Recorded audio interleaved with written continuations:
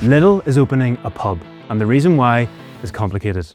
The supermarket chain Lidl has just begun building a pub at Lidl. Yeah, just going to the pub. See you in a couple of hours. I'll be at Lidl's.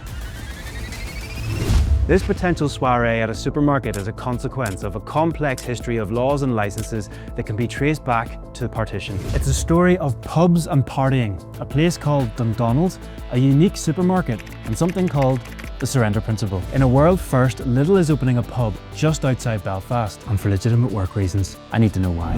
From BBC News, I'm Jake.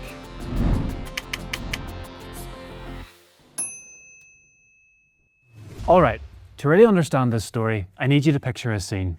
It's Friday night, you find yourself in your local supermarket looking for booze. On your way to obtain your chosen liquor, you pass the supermarket's infamous middle aisle. There's a 10-man tent, a foot-long German sausage, and bargain bananas. So far, so normal. But there's no alcohol. What is going on here? This was the reality for residents of Dundonald when they went to their local Lidl. But that's all about to change. Building is now well underway for Lidl's new pub. It's set to start pouring its first pints in a few weeks' time. It's happening here, Dundonald, famously home to the Dundonald International Ice Bowl. Lidl says the pub, which will be right next door to the shop, will have 60 seats and serve a range of wine, beers and spirits. But this pub isn't just a gimmick. There's a lot more to unpack here. Within Northern Ireland's alcohol licensing legislation, there's a thing called the surrender principle. It sounds dramatic, and honestly, it kind of is. See, in England, Scotland and Wales, businesses can apply for a licence to sell drink. But here in Northern Ireland, you have to find an existing licence and purchase that. The surrender principle applies to pubs and off licences, and essentially, for every new venue that opens, another must give up or surrender that licence. Let's hear from Paddy Fee, our business correspondent, because this all gets a bit tricky. Pretty much anywhere you go in the world, there's going to be a system of licensing that allows people to sell alcohol. Northern Ireland isn't very different when it comes to stuff like hotels, restaurants. It works the same as almost anywhere else. But when it comes to pubs and off licenses, places that sell alcohol for consumption away from the premises, things here are a little different. That's because we have something called the surrender principle. Essentially, there are a set number of licenses in Northern Ireland for pubs, for off licenses, and if you want to open a new one, you need to get a license that already exists somewhere else. It's a bit like a busy nightclub. One in, one out. Okay, I'm starting to get it now. One in, one out. But is that all? The second step is something called the inadequacy test. You have to show, even if you get somebody else's license, that that area is inadequately served for alcohol provision. So if you want to do what Lidl initially wanted to do here, if you want to sell drink off the premises, you have to show that there basically aren't enough off licenses in the area for the people who live there. This is a bit of an unusual case. Lidl started off as a supermarket. They wanted an off license. So they bought a license from a pub that was shutting down, and they wanted to be able to sell drink with it. They didn't pass the inadequacy test. There were enough off licenses in the area and the court refused them permission. What's happening now is that they've gone back to the drawing board and they've said, well, okay, there might be enough off licenses, are there enough pubs? And that's how Lidl came up with the idea to go for a pub, which will also allow them then to sell drink off the premises. Okay, it looks like Lidl have found a way to work around all of this. But does that mean every town is going to have a supermarket pub? This is a very rare circumstance. In between that initial application and the refusal, other bars had closed. So Lidl saw in the area an opening for a pub, even if it was Lidl's first pub. They've decided to take that forward. The judge in the ruling that allowed it said it was a novel approach. I don't think we're going to see it happening in other Lidls in other places. When you break it down, the opening of Dundonald's Lidl pub has been 100 years in the making. Over the last century, Northern Ireland has had a complicated relationship with alcohol. We believe in the power of the Spirit of God to give people a drink of water. And when they get that water, they'll never thirst again for John Barleycorn or the Devil's Buttermilk. And that relationship has shaped the legislation that has led to the supermarket opening a pub.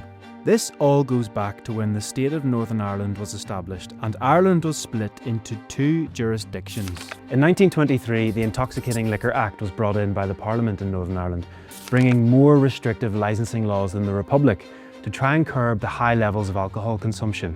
There was also always strong influence from churches. This introduced the concept of the surrender principle to alcohol licensing in Northern Ireland.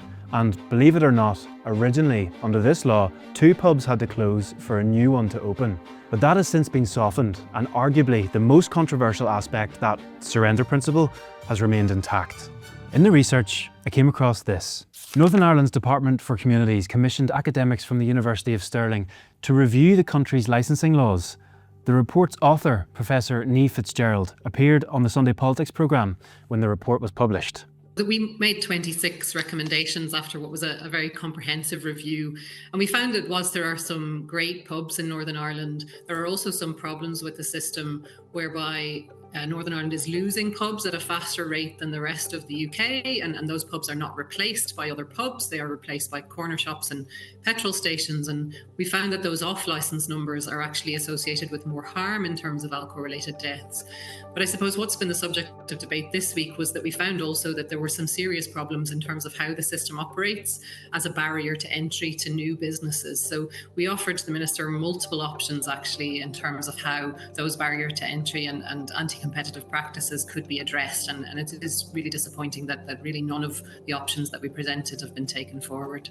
The Stirling Report recommended scrapping the surrender principle, establishing a new licensing authority and introducing a cap on licence numbers proportional to the population. And after all these recommendations were put forward, it turns out some in the government in Northern Ireland didn't see eye to eye with the academics at Stirling. Here's what our Communities Minister, the DUP's Gordon Lyons, had to say after the report was published. I'm not persuaded that the authors have made a compelling case for such a fundamental change, which could have significant and unintended consequences on the economic viability of our hospitality sector. The Department for Communities in the Northern Ireland Government spent almost £500,000 getting that Stirling report, and once it was finished, they didn't implement one of its key recommendations. So why not? Well, not everyone is excited by the recommendations from the Stirling Report. Publicans who are operating currently, they say, look, we paid big money to get these licences, so they're worth what we paid for them. If you bring in these changes overnight, all of the value gets wiped off of those. And they're kind of an important part of the business ecosystem here. So if you have a pub, you can borrow against the value of your licence. It can be part of your business plan. You can go to the bank, raise money that way. Also, it can be kind of a pension for some publicans. They can say, look, when my time here is done, I might not be earning a lot of money, but I can ultimately sell this licence on and I'll be able to retire with that. So many publicans view their licence as a pension nest egg. I wanted to find out a bit more from some of those who are still in support of the surrender principle.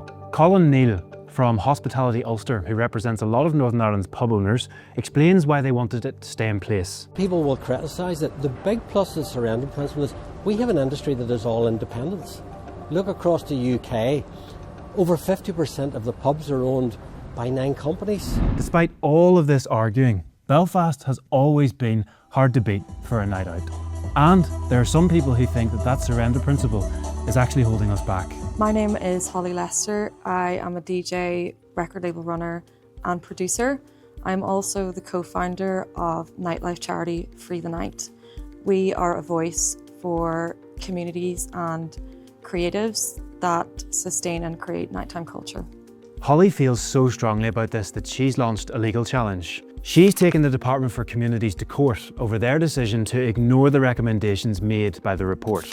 The current licensing system is completely stifling nighttime culture, culture in general, and our creative communities.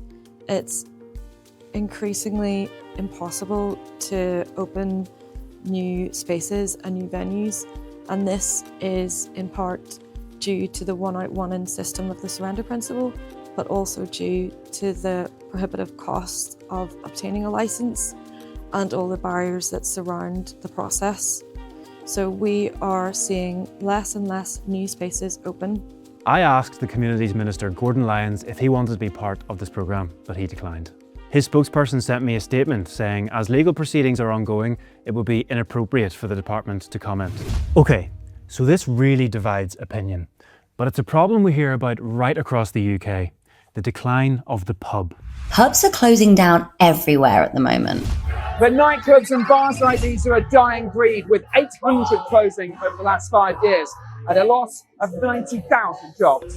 Between 2021 and 2024, the number of pubs in Northern Ireland dropped by 80, and most of their licences went to open off licences. So while the pub is in decline across the UK, Northern Ireland is losing pubs faster than anywhere else. Aside from all that, Lidl is bucking the trend, and as with most things, a lot of it comes down to cash. The finite amount of alcohol licences in Northern Ireland creates scarcity, which drives up the cost. So if I wanted to open Jake's Pub somewhere in Northern Ireland, I'm probably looking at hundreds of thousands of pounds just to get the thing off the ground. If we look at England, it's a much simpler process. You apply to your local council, and the most you will pay for a licence alone is a couple of grand. But when it comes to talking cash, have you better leaving it to Paddy? Well, you know, in Northern Ireland, the average licence goes for between £70,000 and £120,000. It's a lot of money, but we know anecdotally that one licence has gone for as much as £1 million. You also have this kind of extra level of expense from the court process. We also know from the Stirling Review that you at times see some objections to licences being granted that only go away when money changes hands. So you're paying potentially £100,000, potentially much more to get a licence approved in Northern Ireland. In England, it's nothing like that. It's in the low thousands. It might be kind of £1,000, £2,000 for the application, another £1,000 for the court fees, and maybe £1,000 each year to renew. So maybe a hundredth of the price to open a pub or an off licence in England compared to Northern Ireland. So what's next? The Tesco's tap room? The Sainsbury's Arms? Well, it could be. Perhaps Lidl have set an unusual precedent here. We asked Lidl to take part in this programme, but they declined. For me, I suppose, strictly for work purposes, I'll have to pop round for a pint when it opens. Thanks for watching.